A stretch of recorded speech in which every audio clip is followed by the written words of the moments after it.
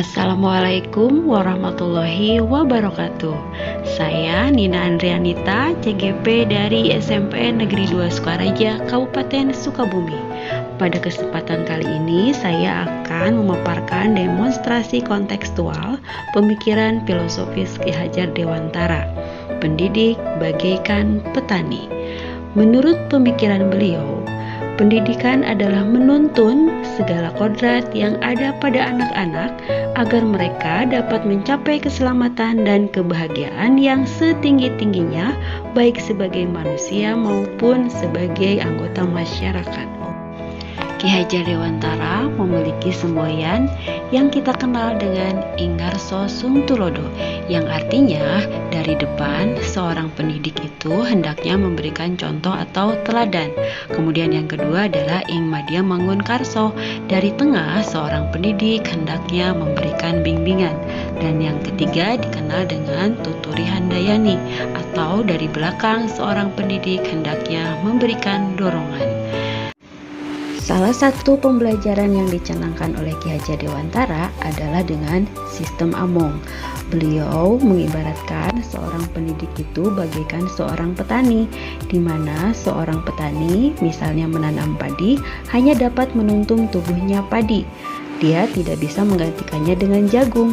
Ia dapat memperbaiki kondisi tanah, memelihara tanaman padi, memberi pupuk dan air, membasmi ulat-ulat atau jamur-jamur yang mengganggu hidup tanaman padi dan lain sebagainya, agar padi tumbuh menjadi padi yang berkualitas. Begitupun dengan seorang pendidik, ia menuntun anak sesuai dengan kodrat alam, menyediakan belajar lingkungan yang baik, menuntun anak agar selalu berada di jalan yang benar, dan juga memberikan pengetahuan sebagai bekal anak di masa yang akan datang. Dasar pemikiran Ki Hajar Dewantara adalah menuntun, memprioritaskan pendidik sebagai petani, pendidikan berpusat pada anak, dan perubahan budi pekerti. Saya menganalogikan petani bunga, di mana seorang tukang kebun atau petani diibaratkan pendidik, bunga diibaratkan siswa, dan ladang diibaratkan sebagai sekolah. Di mana layaknya seorang petani bunga tentunya menginginkan bunganya tumbuh mekar, indah, dan memberikan ketenangan dan kebahagiaan kepada yang melihatnya. Nah, sebagai seorang pendidik, tentunya kita menginginkan anak-anak mempunyai tempat yang nyaman, tidak merasa sendirian, tidak kehilangan arah, kemudian tidak merasa tertekan ketika belajar karena ada seorang pendidik yang memimpinya dengan baik.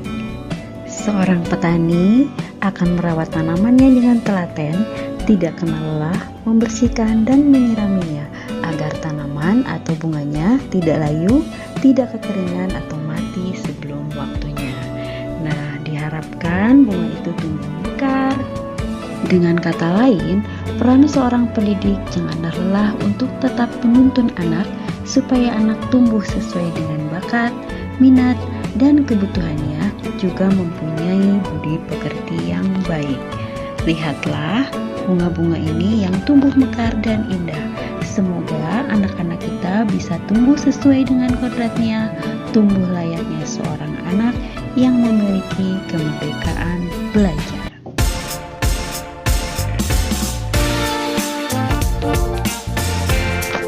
Implementasi di sekolah saya di SMP Negeri 2 Sukaraja diantaranya adalah belajar di luar kelas, belajar dengan permainan, dan pembiasaan karakter yang baik.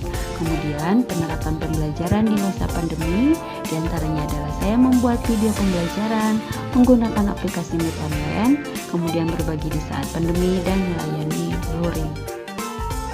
Serta kolaborasi dan komunikasi tetap dilakukan dengan orang tua, rekan sejawat, dinas atau sektor lain untuk mendukung proses pembelajaran di sekolah kita. Kemudian tantangan dan solusinya adalah salah satu tantangannya dalam pembelajaran terutama di saat pandemi, keadaan ekonomi siswa tidak semua anak memiliki gawai dan sinyal yang sangat berpengaruh karena sekolah kita berada di pegunungan. Untuk itu sebagai solusinya sekolah melakukan proses pembelajaran secara daring dan luring di mana disesuaikan dengan kebutuhan dan keadaan siswa. Itulah tadi pemaparan dari saya tentang demonstrasi kontekstual pemikiran Ki Hajar Dewantara. Terima kasih, salam dan bahagia. Wassalamualaikum warahmatullahi wabarakatuh.